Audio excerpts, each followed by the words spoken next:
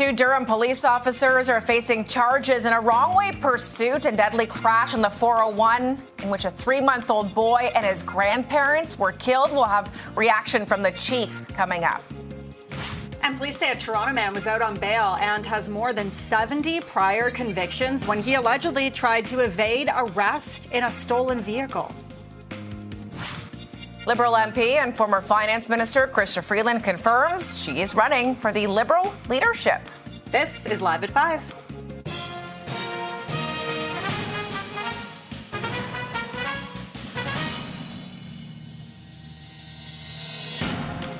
Good evening. Thanks for being here. I'm Beatrice Faisman. And I'm Lindsay Biscaya. Welcome to Live at 5. Two Durham police officers are facing charges in a wrong-way pursuit and deadly crash on the 401 in Whitby last April. The crash happened while police were chasing a U-Haul van after a robbery at an LCBO store in Bowmanville. The van collided head-on with at least 6 other vehicles. A 3-month-old boy and his grandparents were killed. The man driving that U-Haul also died. His passenger was injured. OPP officers had alerted their dispatcher to the pursuit before the collision.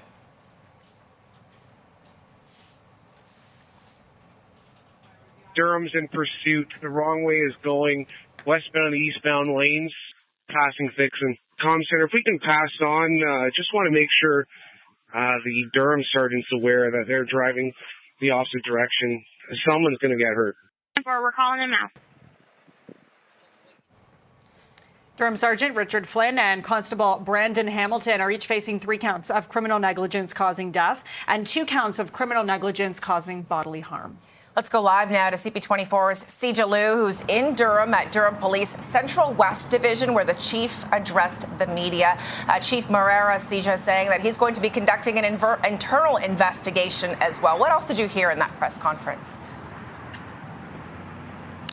Well, he also provided more details on the 2 officers who are now being charged, and he also provided his condolences to the victims of this crash. Now, we are learning that the SIU has concluded its investigation, and they believe they have the grounds to charge these 2 officers who you mentioned are Sergeant Richard Flynn and Constable Brandon Hamilton, who are facing a number of charges now, including 3 counts of criminal negligence causing death and 2 counts of criminal negligence causing bodily harm. They are scheduled to appear in an Oshawa court on February 13th. And the police chief, Peter Marrera, says one of the officers has over 30 years of experience, the other around 4 years. They are now both suspended with pay, and if they do return, they will be placed on administrative duties. Now, like you mentioned, this was a horrific crash that started as a liquor store robbery, and it ended with police driving the wrong way on Highway 401 in pursuit of that suspect who was driving a U-Haul van, and the crash ended with 4 people dead, the suspect along with 2 grandparents and a young baby. Take a listen to what the police chief had to say just a few moments ago, as well as public safety analyst Chris Lewis on the situation. There was a lot of talk before about the protocol when it comes to police chase, especially when it comes to such a busy highway and going in the wrong direction. Take a listen to their analysis. I can appreciate that you have these questions. So does our community. So do I. I have the exact same questions. And so the SIU has come in, has conducted their investigation. We've been cooperative with the SIU. We provided everything that they need in order to establish the facts. I'm going to wait for those facts to come out, and I'm going to wait for the results of our internal investigation as well when I'm in a position to proceed with it. And I hope to have more information for our community. It's a valid question.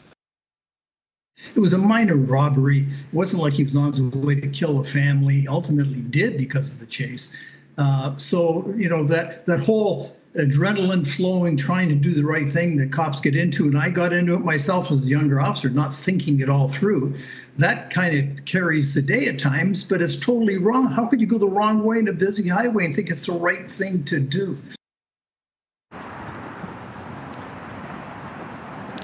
And the Durham police chief says he has reached out to the victim's family to provide their condolences, but right now he doesn't want to say much to anything that would affect the judicial process, but he understands the many questions that the community has. We'll send it back to you for now. And rightfully so. They've got those questions. Sija Liu reporting live in Whitby tonight. Sija, thank you. We're also hearing from the lawyers of the two officers charged. They've released a joint statement. That statement reads, the officers' sole motivation was to save lives by alerting motorists and trying to stop a bandit who decided to put everyone in mortal danger. That bandit is the one responsible for the tragic outcome, not the police. These charges are wrong, and we intend to show that in court. Okay, now let's turn to another one of our top stories. One person is in custody after a crash downtown last night involving several police cruisers. Footage obtained by CP24 showing the moment that a white Hummer slammed into police cruisers as the driver attempted to evade arrest at Richmond and George Streets around 10:15 last night. The suspect was ultimately boxed in by police and was arrested. He has now been identified as 32-year-old George Sault. Police say Sault was put out on bail at the time of his arrest and has more than 70 prior criminal convictions. CP24's crime analyst Steve Ryan joins us live now from Richmond and George, which is where that happened last night, with more on the crash and what police are saying about the suspect. So, Steve, what do we know so far? Well, Lindsay and Beatrice, if the allegations against this 32-year-old are true, this guy is the poster child for everything that is wrong with our bail system. So this happened just after 10 o'clock last night. Several Toronto police cars boxed in this stolen vehicle in an attempt to contain it. Now, this man who's out on a bail for having a stolen car, he's got 75 convictions, was desperately trying to get away. He drove that Humvee that he was in the stolen car over the hood of a police car trying to get away. And this is what I talk about all the time when you talk about the failures in our bail system. It causes a great deal of danger for police officers who are going to arrest somebody who's committing a criminal offense and out on a bail or 2 or 3, because all that stands between that bad person, that bad guy, and his freedom is getting away from the cops. So had this guy got away from the police, you can imagine the carnage that could have been caused on these city streets as this car tried to flee. So it was some very good police work by the Toronto police as they managed to arrest this guy. Nobody was injured, and he's been facing charges such as dangerous driving, fail to stop for police, driving while under suspension, failing to comply with recognizance because he was out on a bail, and the possession of stolen property and property obtained by crime. Many serious criminal charges, and it's all as a result of this guy getting a 3rd and 4th chance out on the streets after being convicted of 75 criminal offenses and being arrested for the possession of a stolen vehicle. He was out stealing another car. Here's more from a witness who we spoke with earlier on, and the Toronto Police Association president. Hear from both. My friends were over at my house last night, and right when they were about to leave, we hear like tires screeching, a big bang. So we come running outside, and we just see the car going in circles trying to get away from the police car.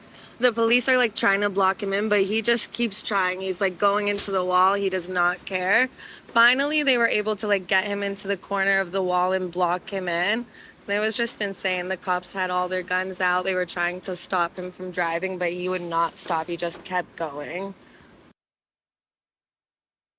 He's 32 years of age with 75 convictions. We completely support restorative justice, but this is 75 chances. This person needs to be in custody, and thank God for the brave work our members did last night. Or if he would have escaped this box and got out on the streets of Toronto with this weather with snow on the ground, we could have had a hurt citizen, a killed citizen, and thank goodness our officers did such a great job and arrested the suspect. In 30 years of policing, guys, I have seen a lot of criminal records, but I have not seen a criminal record when somebody has 75 convictions on their rap sheet. It's incredible and dangerous. I'll send it back to you guys. Certainly, and we've heard this story time and time again now. The Police Association, various levels of government, including the provincial government, trying to push for bail reforms. Steve Ryan, thanks so much for your insight on this story all day long. Okay. In other news, police have made another arrest in the murder of a Markham realtor. 19-year-old Javin Liu is facing several charges, including manslaughter, accessory after the fact, and kidnapping. Yucking Anita Moy was reported missing on August 9th of last year. 3 days later, OPP found burned human remains on the side of a road near Parry Sound, which were later identified as Moy's. 5 others have already been charged in her disappearance and death. A 7th man, who police believe fled to Hong Kong, is wanted for first-degree murder. Okay, it's 5:09. Well, we'll take a quick check on the commute with our traffic specialist, Heather, tonight. How are the roads looking, Heather? You know what? Not too bad. It's a busy but steady drive. We're seeing a bit of improvement. A lot of volume, though. Let's go straight to the cameras. Here's one of the spots where we're seeing improvement. Southbound 404 collectors at Shepherd. We had a crash blocking the left shoulder and left lane. It cleared just a few moments ago, so all lanes reopened. Delays. We were seeing delays from Steeles, but as you can see, things are improving. Don Valley Parkway, a lot of brake lights here. That volume continues from Millwood to north of Lawrence. Not aware of any crashes along that stretch. And the westbound Gardner, let's see if I can bring up this camera here. Westbound Gardner, that is jammed from about Jarvis to west of Bathurst. Again, the typical volume. And we have this ongoing crash investigation collision eastbound Lakeshore and Lower Jarvis involving a motorcyclist. The rider rushed to hospital by emergency run. The extent of his injuries unknown, but the investigation continues. That's it. Back to you. Okay. Thanks, Heather. It is 5:10 right now. This is Live at 5. The provincial government says it has begun sending out $200 rebate checks to Ontario residents. More on this coming up.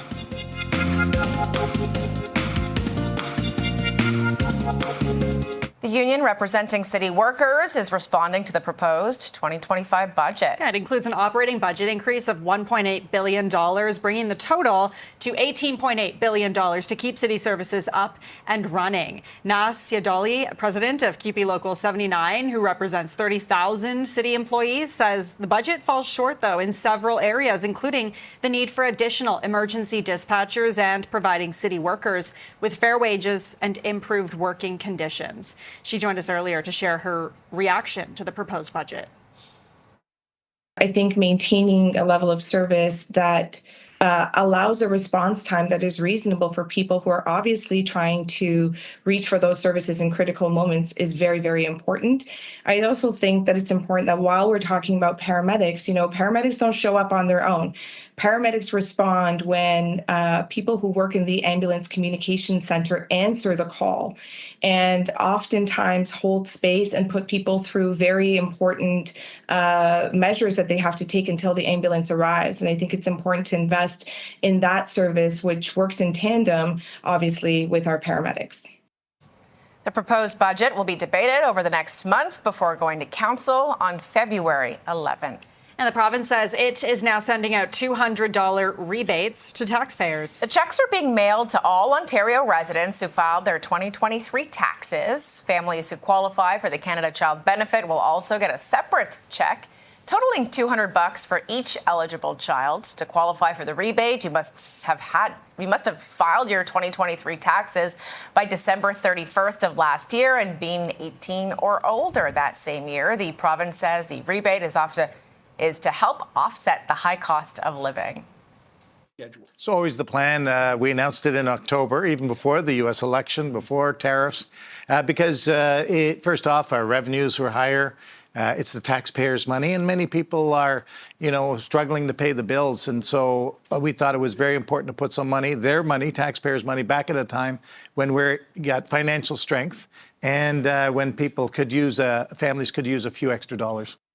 That move has been criticized, though, by the opposition as a gimmick to buy votes ahead of the next election. The province is streamlining the process for seniors to renew their driver's license. Starting on February 3rd, drivers 80 and over who need to renew their license and take the mandatory vision and cognitive tests can do so all in one spot. Previously, seniors had to go to separate locations for vision and cognitive screening and then go to Service Ontario to renew their driver's licenses. The province says select Service Ontario locations will offer both services. Drivers aged 80 and up are required to renew their license every 2 years. 5:15, sitting at 2 degrees. You're watching Live at 5. Liberal MP Chrystia Freeland has confirmed she is joining the Liberal leadership race. We will have reaction to that next. Welcome back. Chrystia Freeland confirmed today on social media that she will be running for the Liberal leadership. Not a big surprise. Let's bring in CP24's Melissa Duggan, who's getting a reaction to the former finance minister entering the race. And you were talking earlier, Melissa, it's a family affair. Yeah, in that, Chrystia Freeland, who's considered one of the front runners in this Liberal leadership race, she has known Mark Carney, the former governor of the Bank of Canada, and also a contender in this race. They've known each other for years. Carney happens to be the godfather of Freeland's son. So, yeah, some family politics at play here. And certainly Not a big shocker today to learn that Freeland is entering the race to become the Liberal leader. She posted on social media today that she is running to fight for Canada, also announcing she's going to make it official with an official campaign launch on Sunday. That's not all we heard from her as well. She wrote an op-ed in the Toronto Star. And as for her social media, a bit of a rebrand there, a shakeup. If you go to her Instagram account, you'll see she's wiped everything except for her announcement from today. Reminds you of maybe a pop star launching an album. That seems to be what they tend to do. So we are going to hear more from her on Sunday, but already getting an idea of what we can expect in terms of her campaign.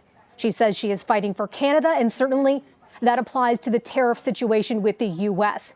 Coming out saying that Canada should be smart, should be forceful. Those are the sorts of themes that she outlined in her op-ed in the Toronto Star today. And we've also learned, a source telling CTV News, that it's expected that Freeland is going to be doing away with the consumer carbon pricing, something that's proved to be unpopular, but certainly a key policy with the Trudeau government, something that Freeland has been aligned with very closely up until last month, that is, when she ended her reign as finance minister, parting ways with Trudeau, saying they were at odds when it comes to how finances are run in our country. As for reaction on the street, I was talking to people outside of her constituency office. Here's a little what they have to say. Yeah, I think that's wonderful. I think that's great. I think she'll provide an interesting platform. I'm not too informed about her platform to begin with, but yeah, I'm interested to see what she has to say, I guess. It will be good. Why do you think so? Yeah, because she has lots of experience. She was the finance minister. So I think it is good and a good competition for that. I don't know much about Carney's platform. I think Chrystia Freeland has a lot more experience, and she's dealt with Trump before. So probably she's better, but I don't know. Liberals are in such disarray, it's difficult to know. Chrystia Freeland is trying to position herself and her candidacy as future-oriented. And that's the way in which she's distancing herself from the government. She's effectively saying, you look at that 6-word message that she wrote today on Twitter, the 600 words that she wrote in the Toronto Star, she's applying for the job of a wartime leader. She says, we're going to be at war with the United States. We're going to be in a trade war with the United States, and I'm applying for leader. That's how she's trying to differentiate herself. And her message to Trump in that op-ed, by the way, saying we won't back down. All right, Lindsay and Beatrice, things are going to move real fast, starting real soon. Next week, Thursday, is the deadline to apply if you want to be the next Liberal leader of Canada, you want to run in that race. Then after that, March 9th is when the vote is going to happen to choose the leader. About 2 weeks after that is when Parliament resumes. And it could be shortly after that that a federal election could be called. Back to you. Yeah, it's just getting started, I guess. That's CP24's Melissa Duggan. Thanks, Melissa. Thanks. And with the threat of U.S. tariffs coming into effect next week, Prime Minister Justin Trudeau is here in Toronto today for a meeting of the newly announced Council on Canada-U.S. Relations. That group includes leaders in business, innovation, and policy. And among notable names is former Quebec Premier Jean Charest, former ambassador to the U.S. David McNaughton, and businesswoman Arlene Dickinson. The council members will use their expertise to support Trudeau and cabinet as they navigate the path forward with the incoming U.S. administration. We have our work cut out for us. As we saw on Wednesday, however, people are coming together in a Team Canada way that is really impressive. Almost all the premiers are entirely united on knowing that this is a moment to stand up for Canada, stand up for our sovereignty, and be there to protect not just Canadians, but to protect the most successful economic trading relationship in the world in history. After today's session, some of the members of the council spoke about the plans going forwards.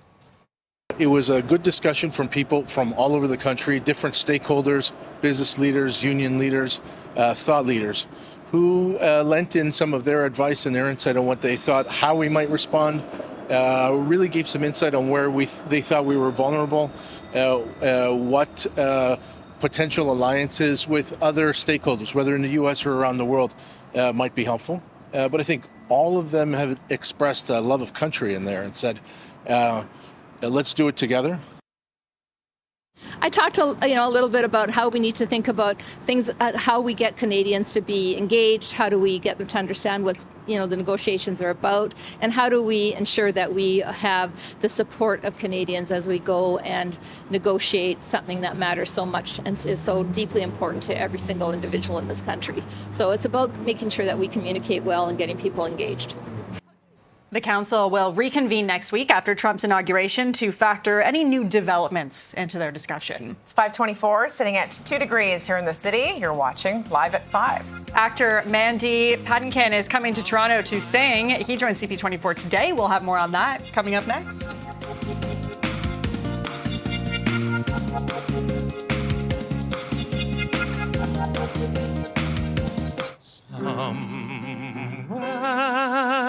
Over the rainbow.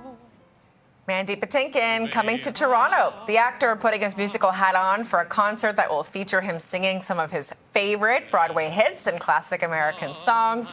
His tour will be making a stop at Massey Hall in March. Patinkin joined us here on CP24 Breakfast to talk about the show. We were, all laying down on the couches for 2.5, 3 years. I turned to my piano player and said, I want to get back out there. How do you feel? And so we went back to the drawing board, and I said, I want it to be fun this time. I don't want to do the dark stuff that we did before the pandemic, because it was 2016 and, the politics was starting to osmosis itself into it. I did want it to be political. I wanted it to be fun. Welcome me back. Welcome the audiences back. We've been doing this now. It's a song set that I love. I change it every now and then. But at one point, we said, well, they want to know what we want to call it. And I said, I don't know. I want to be alive. I want to feel alive. He said, why don't we call it that, being alive? I said, okay, let's do that. And Patinkin joined CP24 moments after it was announced that Israel's cabinet had approved the ceasefire deal in the Israel-Hamas war. And he also commented on that news. The big news right at this moment is not me coming to Toronto. The big news happened 1 minute ago, that the Israeli cabinet approved the ceasefire and that this road to peace can hopefully really, truly begin and start saving lives and change the world. I pray to God. That's the most important thing that's happening in the world right at this moment. And I look forward to celebrating that event in Toronto during this concert, which is called Being Alive. And that's what we need for every human being on this planet, to be alive. And celebrate life as well. Tickets for Patinkin's show, they went on sale today. He'll be performing at Massey Hall on Thursday, March 27th. It is 5:28 right now, sitting at +2. This is Live at 5. 2 Durham regional police officers are facing charges in a wrong-way pursuit and deadly crash on the 401. We'll have more on what the chief said coming up right after the break. Stay with us. 2 Durham police officers are facing charges in a wrong-way pursuit and deadly crash on the 401, and a 3-month-old boy and his grandparents were killed in that crash. We've got details coming up. Police say a Toronto man was out on bail and has more than 70 prior convictions when he allegedly tried to evade arrest in a stolen vehicle downtown. Our Steve Ryan will have that story coming up. And Liberal MP and former Finance Minister Chrystia Freeland confirms today she is running for the Liberal leadership. You're watching Live at 5.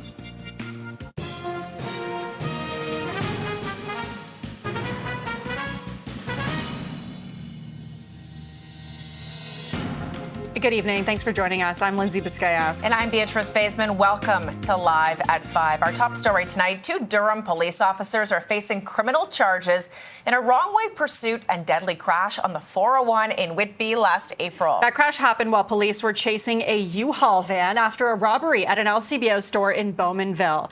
The van collided head-on with at least 6 other vehicles. A 3-month-old boy and his grandparents were killed, and the man driving the van also died. OPP officers had alerted their dispatcher to the pursuit before the collision.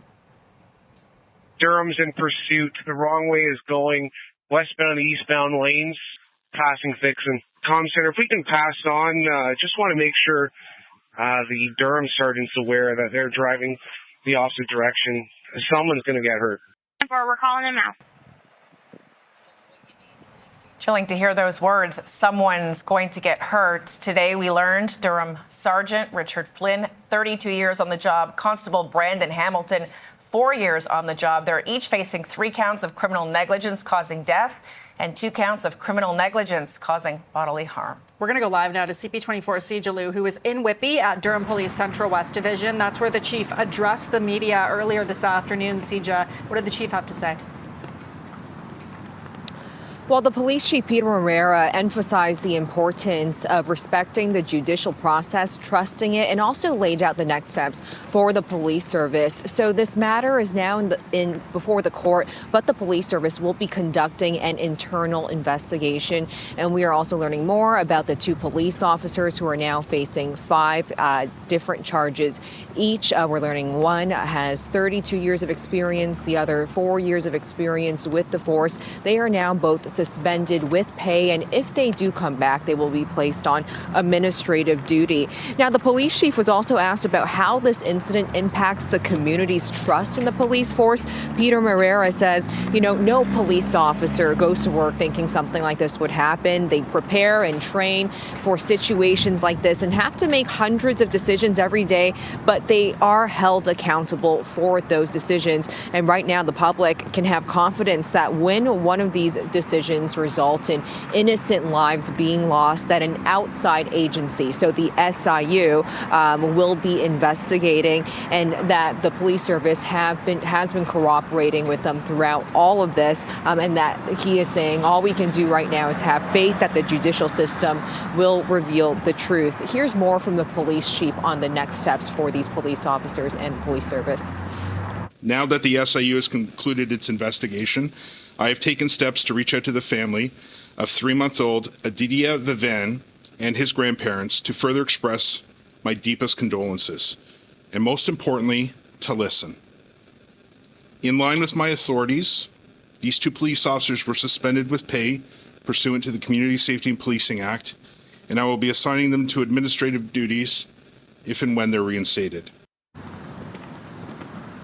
And there have been a lot of questions on the decision-making around this police pursuit. It was a high-speed chase in the wrong direction that went on for about 20 minutes. And the police chief said every year their officers have to complete mandatory training around police pursuits, and that last year they were planning on adding an extra day because of all the carjackings and similar crimes in the region. We also spoke with public safety analyst Chris Lewis on the protocols when it comes to police pursuits. Take a listen. And the protocols are really largely the same between Ontario police forces. It's regulated under the adequacy standards within the Ontario Police Act. They have to have protocols. And the protocols, generally speaking, are that anyone can stop the chase at any time as far as the officer, him or herself. Supervisors can call it at any time. The communication center could call it off at any time, or another senior officer hearing of it can get in the communication and say, stop right now.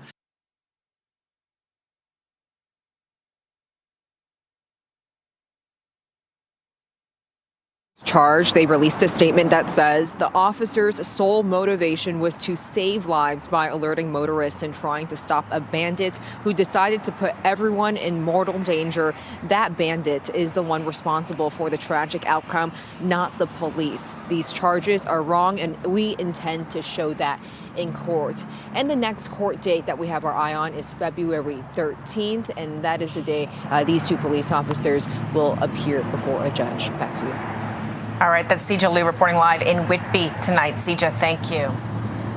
In other news we're following, one person is in custody after a crash downtown last night involving several police cruisers. Footage obtained by CP24 shows the moment that a white Hummer slammed into police cruisers as the driver attempted to evade arrest at Richmond and George Streets. That's in 51 Division around 10:15 last night. The suspect was ultimately boxed in by police and arrested. He has since been identified as 32-year-old George Sault. Police say Sault was out on bail at the time of his arrest and has more than 70 prior criminal convictions. CP24's crime analyst Steve Ryan is following the story. He joins us live from Richmond and George with more on that crash and what police are saying about the suspect. Pretty shocking details tonight, Steve. Yeah, Lindsay, let's acknowledge the fantastic police work that was done by the Toronto Police last night to contain this stolen vehicle here on George Street, and nobody was injured, thankfully. So let me set the scene for you. You are a 32-year-old from Toronto. You've got 75 criminal convictions on your record. You're on charges right now for being in the stolen one car. You're out on a bail for being in the stolen car. And now you see uniformed cars trying to stop you because you're in that stolen Humvee. And as the police went to box this guy in, he tried to drive over the police vehicles because he's a desperate criminal. A desperate criminal is one who recognizes that they are out on bail, and now all that stands between them and freedom is these nuisance uniforms that are standing in the way, and you do whatever you can to get away. And it's very dangerous for the police, and it's very dangerous for the public as well. If this guy had gotten away, imagine the manner in which he would have driven his car trying to escape from the police. It's just dangerous all around. 75 convictions. So the police charged this 32-year-old after they took him into custody. He's been charged with the theft of a vehicle, possession of stolen property, driving while suspended, dangerous driving, assault a police officer, and failing to comply with a previous bail. So he shouldn't get out of custody this time around, but if he does, again, he could be the poster child or the ambassador for everything that is wrong with our bail system. Here's more from a witness who we spoke with earlier on, and comments from Clayton Campbell, the TPA president. Here's both of them. He came right on this street really, really fast, and then he goes into the wall. He's like trying to back away, make a U-turn. He's going into the cop cars. He does not care. Finally, he gets stuck in like the corner in between the wall and the cop cars, and he's still trying to drive away and just like not getting out of the car. The cops are telling him, get out. He will not get out. Like he was trying to get away with whatever he could. I'm fed up with the Liberal federal government. We've been out there for 7 years that I've been involved in the association, and they continue to not listen to us and put forward plans that don't work. I've been very heartened to have members of the Federal Conservative Party, the Shadow Minister of Justice, Shadow Minister of Labour, that have come to meet me and say, what do your members need to keep the citizens safe? So I feel much better going forward that there's probably going to be a change in Ottawa, and maybe we can strengthen our bail and keep these bad people in custody.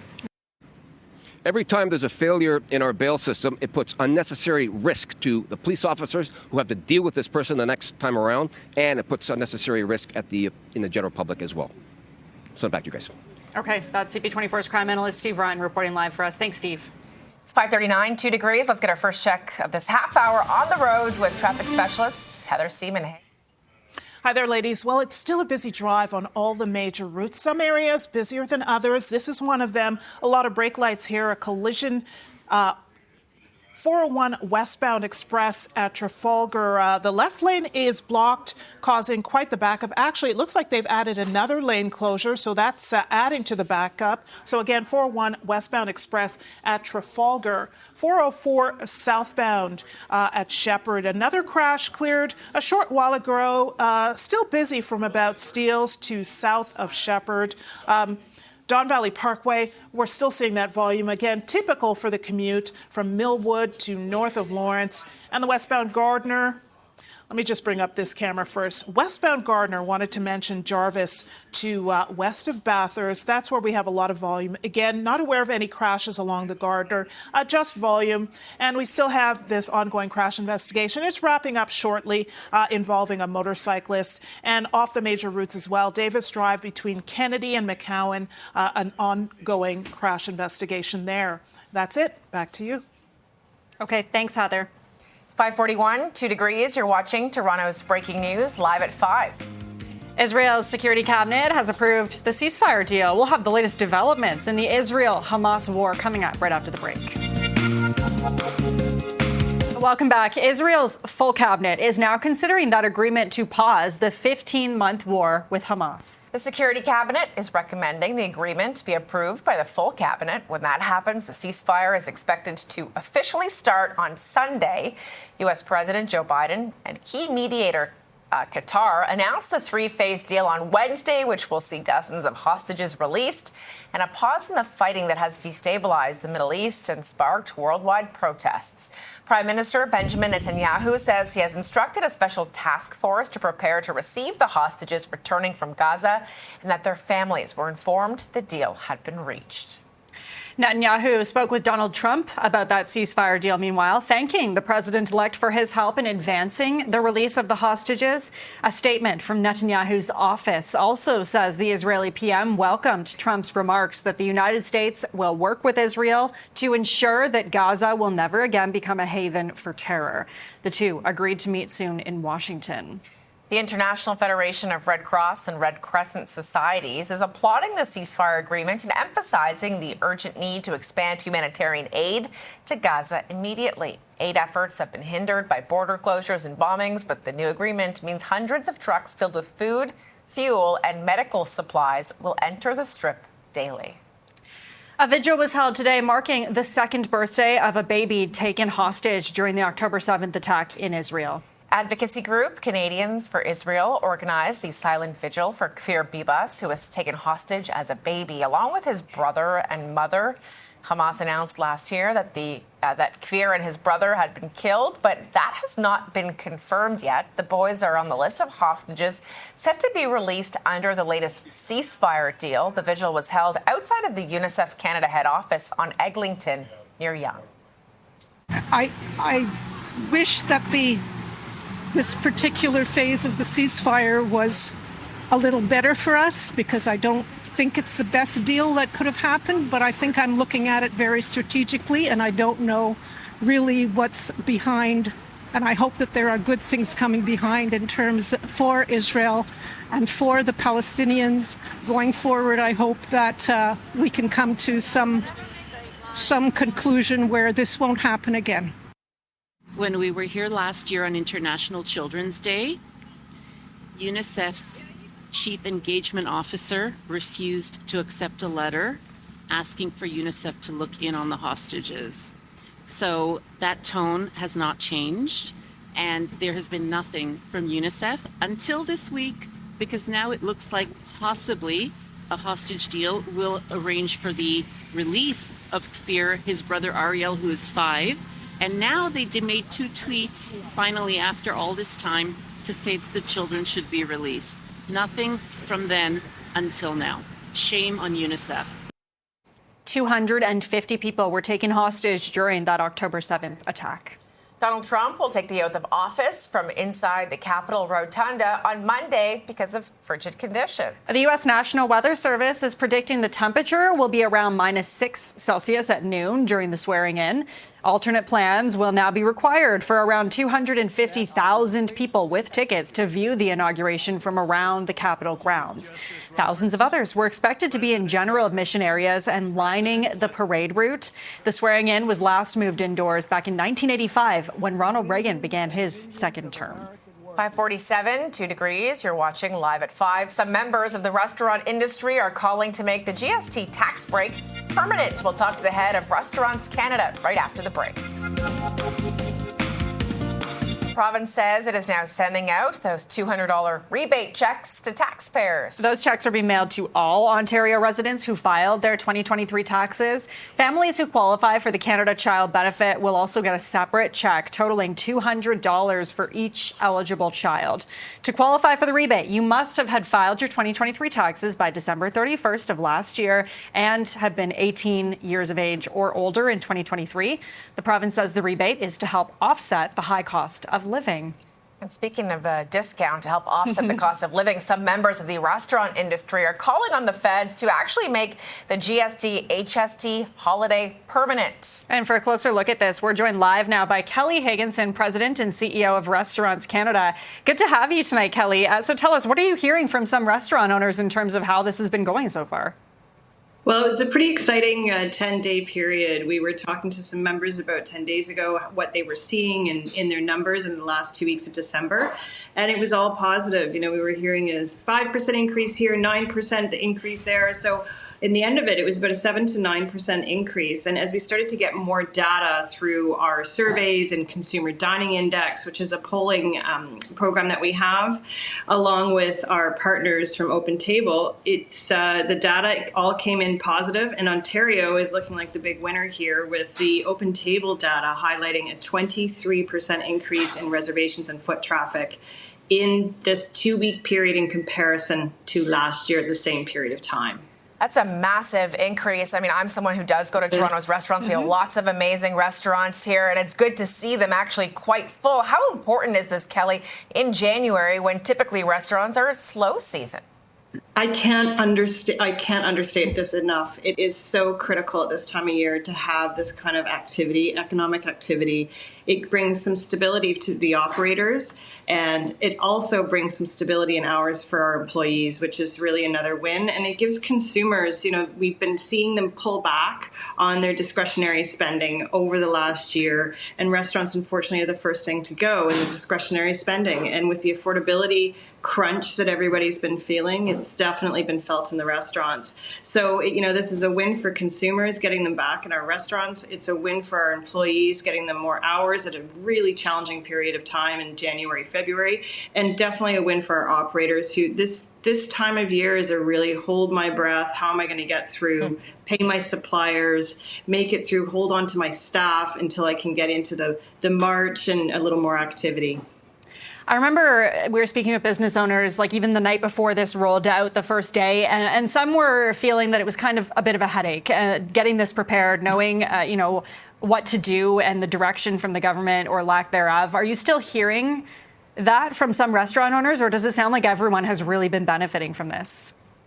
No, I think we were a little bit more fortunate in the restaurant industry of this initiative, in that it was more streamlined for us. It was all food, it was all wine and beer. It didn't include spirits. So from that perspective, there was more clarity for our operators, but also a little more clarity for consumers. Whereas I think in the retail side of it, there was a little confusion on what in the toy store has actually got the discount and what doesn't. And then there's also a lot more SKUs for the retailers to go through. But, we worked with our members. We had webinars. We did a lot of education on this and how to implement it. And in the end, I think it's looking like a great thing. We've got consumers that are back in our restaurants. It's bringing that consumer confidence. But it's also the consumer habit, and seeing them back in the restaurants and in being able to enjoy themselves, and a reminder of how much they do appreciate this in their day-to-day lives. We've only got 30 seconds here, Kelly, but I'm curious as to how it's impacted tips, because on a smaller bill, I guess people who are working at restaurants are getting smaller tips as well. Well, the great thing about tipping is that if the restaurant is seeing more sales, there's going to be more tips. So the fact that we're seeing an increase over last year means that the employees are seeing more dollars come in, and they get the percentage of that. Okay. Kelly Higgins, President and CEO of Restaurants Canada. Thanks so much for joining us tonight. We appreciate it. Thank you. It's 5:54, sitting at 2 degrees here in the city. You're watching live at 5. Coming up, the Blue Jays have acquired former Golden Glove winner Miles Straw from the Cleveland Guardians. We've got details on that next. Oh, what a catch by Miles Straw. Welcome back. The Blue Jays have acquired Miles Straw from the Cleveland Guardians. The former Gold Glove winner is headed to Toronto along with cash considerations and international signing bonus money in exchange for a player to be named later or cash considerations. The international money that the Jays received is expected to go toward their pursuit for coveted free agent pitcher Roki Sasaki. The Raptors will try and make it 3 straight wins for the first time this season. Toronto coming off wins against the Celtics and the Warriors, but things have not gone well in the previous 2 meetings with Milwaukee this season, as the Raptors have been outscored by 38 points in dropping both games. Tip-off tonight is at 8 p.m. The last Canadian standing in the singles competition at the Australian Open is now out of the tournament.